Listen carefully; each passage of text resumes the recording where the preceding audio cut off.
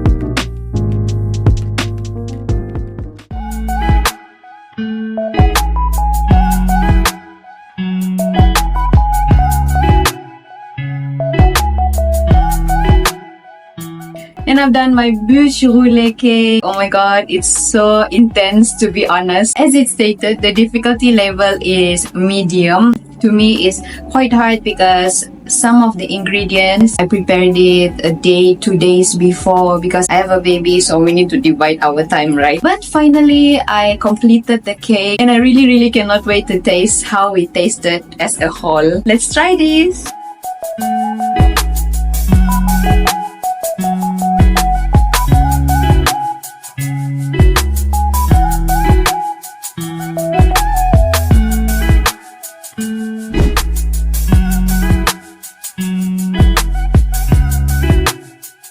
It's so beautifully balanced. The chestnut cream is so light, not too sweet. Everything after put it together, I had an expectation that it's going to be too sweet because there are sugar in everything, of course, but it's just the right amount of sweetness. Even the fresh bits of oranges works well together with the cake. And I'm gonna enjoy this and I'm gonna let my husband taste later and we will gonna have a good dessert for the rest of the week until I bake another one. And the next episode will be cake marbre. So it's like a marble cake, and I think most people have already baked a marble cake before, but this is the French recipe. So let's see how it tastes like and how easy it is, because the difficulty level is also easy again. And here's the last week's video. Is the brownies fondant. It's very fun to make and it's also easy as well, and it's tasty. Maybe you guys have baked it at home. You can comment down below and let me know what do you think about it. Don't forget to click the subscribe button,